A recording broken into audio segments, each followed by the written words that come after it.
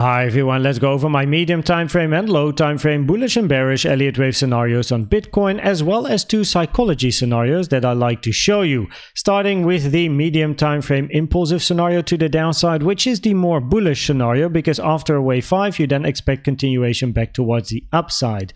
So in this scenario we expect wave 5 to take the double bottom, which is something I'm looking for anyway, really, because a double bottom is a strong magnet for price. And also the Bybit chart took this wick, as the Bybit chart over here with this candle wicked all the way to 23.6k, and actually I'm kind of like looking for that wick to be filled, so price to at least go to 23.6k, which is around here, which is also interesting for a wave 5. Now looking at targets towards the downside, if the double bottom is taken, then the next support area that I have is a little bit deeper, all the way down here between 21.8k and 22.6k, which is quite interesting. There's many different confluences, but one of these is the value area low, and just above the target box is the point of control.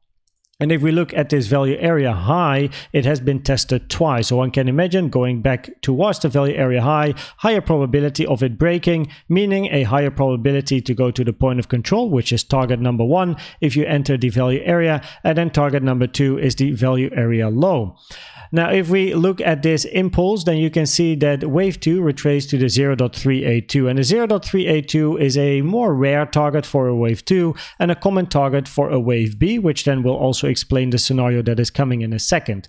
For a wave 4, the 0.5 is a target. It is the maximum target for a wave 4, so you don't really want to see price go back to the 0.5 level, which is sitting at 27.8k. Of course, a wave 4 can have many different patterns. It can have a W at XY, it can be a triangle as well, but if we look at time, then currently this potential wave 4, if it's not yet ended, and at the moment it doesn't really look like wave 4 has ended, so if it's not yet the end, well, this wave 4 at the moment is twice the length of this wave 2 in time. Now wave 2 over here in an impulsive scenario was shallow, as the 382 is a shallow target, and it was complex in a WXY. So it is shallow 382 and it was complex, which increases the probabilities for a wave 4 to be simple and short. Now over here it was a zigzag of 535, very nice. It would have been nice if this was the end of 4 and then we move down for a wave 5, preferably taking the double bottom. However, you can count on the lower time frames an impulsive structure here in a 5-wave move. That's nice, but this little sideways price action does not really fit an impulsive structure. So this being the end of a wave 5 and this being the start of an impulse towards the upside has lower probabilities if you count the lower structures over here, which then increases the probabilities that this price action over here is still part of a wave 4, which then explains the length in time. Now, if wave 4 goes to the 3-fib time, there's no problem, right? That's absolutely fine. But once you start to pass the 3-fib time, go to the 4 and the 5, that's when things start to be very long. And that's why this scenario also has a lower probability, because we do have a triangle scenario coming up, which I'll show in a second, which would in time be very, very long compared to this wave 2, lowering the probabilities of this 5-wave structure to the downside.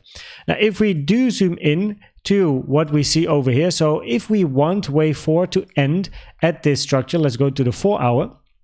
So if we want this to be the end of a wave 4 and this to be the beginning of a wave 5 to the downside, we first of all want to see a 3-wave structure and then an impulsive move to the downside. So over here in W, we then have a zigzag. X can be any corrective structure. And then in Y, you want to not see a zigzag. That's important actually. So if W in a sideways double combo, a WXY sideways horizontal structure, which is a sideways double combo WXY, wave W and Y are not allowed to be the same structure, meaning if W is a zigzag, Y cannot be a zigzag following the official rules. Of course, there are very few exceptions, but from a probability perspective, it's actually not allowed.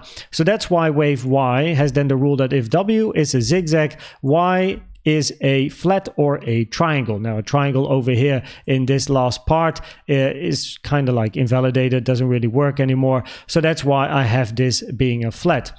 Now if we look at this being a flat in an ABC, which can kind of work, I suppose. This can also be a 3-wave structure in a zigzag, by the way, but you can also force it to be a 5-wave move over here.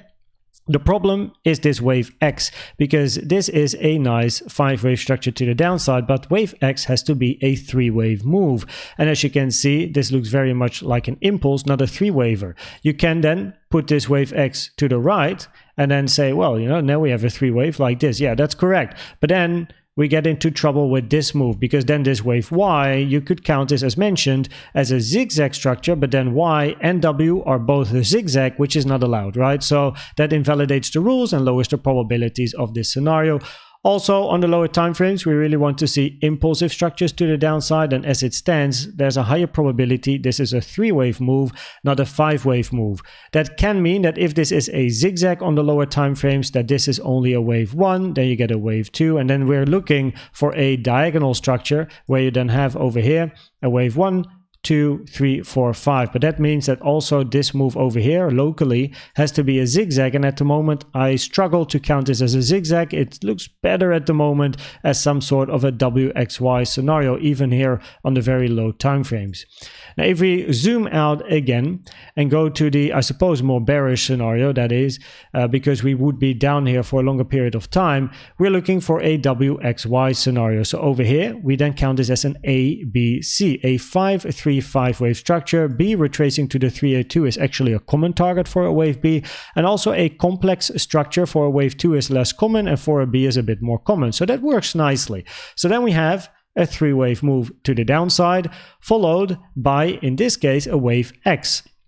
So this move to the upside, hitting the 0.382, which is a minimum target usually for a wave X, is only the first part of a longer structure in this wave X. Now, all of these fibs are targets for a wave X, but the minimum is the 382, which has been hit, so that's already very nice, right? It doesn't have to go to higher prices to move down. So we observe what happens locally before we then look for a Y to the downside, which then is a 3-wave structure where the target area is the same area of interest around the 22K area, 23K area. But even below this area, we have this target box between 20.2K and 20.6K, which is very interesting as well.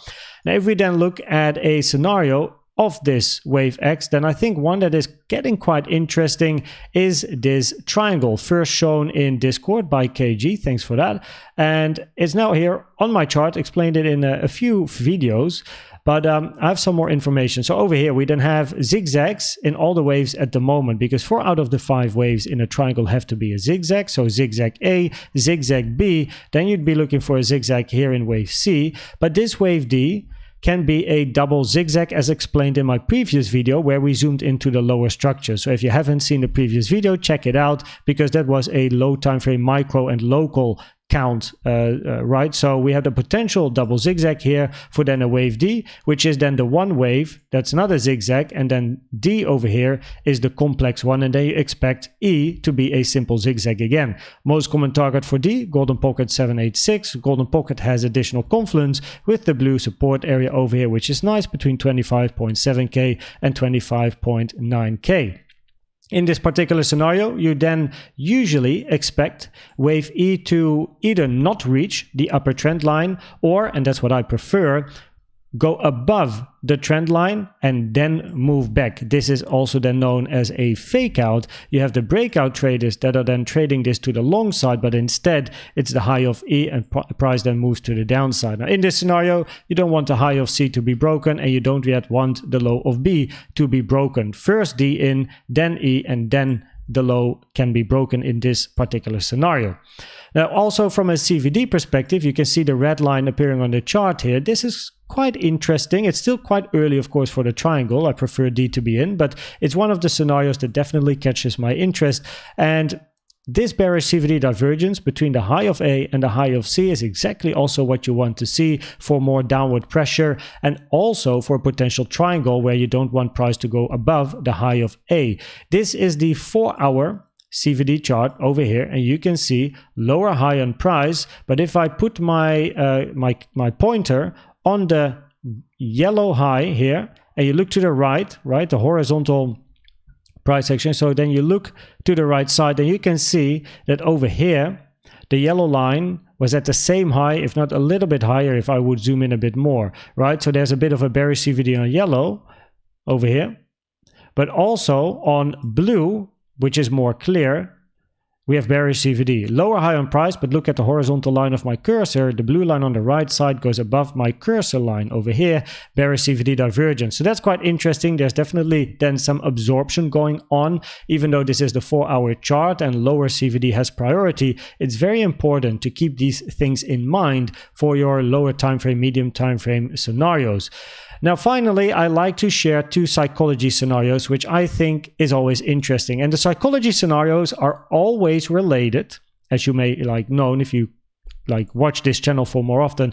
Psychology scenarios are always related to trend lines and patterns. The reason being that the first thing that you learn usually when you get into trading is trend lines and patterns, right? Like whatever that is. So I pulled a trend, meaning the patterns, whatever it is, right? Whatever you identify this as, and I do have a scenario coming up, but usually you learn triangles and these diamonds and I don't know what W patterns and all that stuff. So I like to think about these patterns, but I like to think about these patterns from a different angle, fake outs, because most of the people lose in the market. However, most of the people start learning trend lines and patterns. So there's a little bit of a relationship, and there's many fake outs happening in the industry.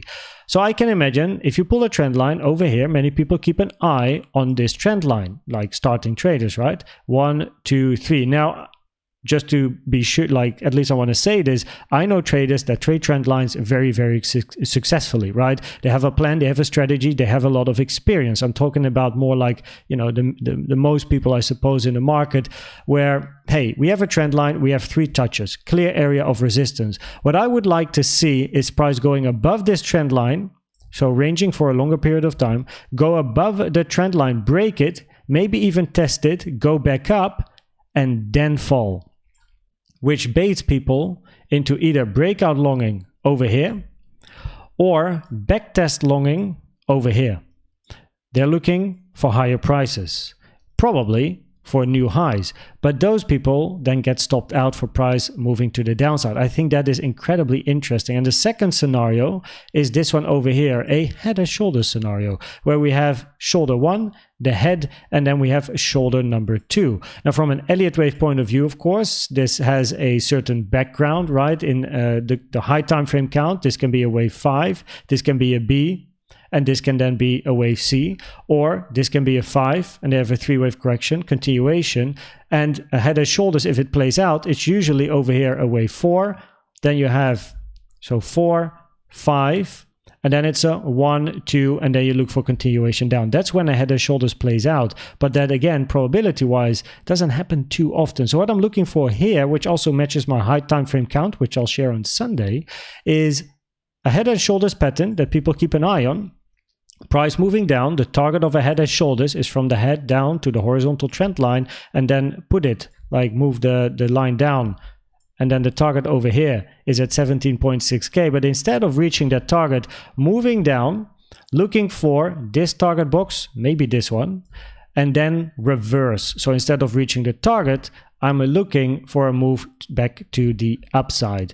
If we then finally look at the probabilities, these are actually the probabilities of this morning. I didn't correct it, sorry for that. But the probabilities on the higher time frame, or let's say the medium time frame, is this scenario, a WXY. That's currently what I am looking for. 3-wave W correction in X can be anything, and then another 3-wave structure in a wave Y.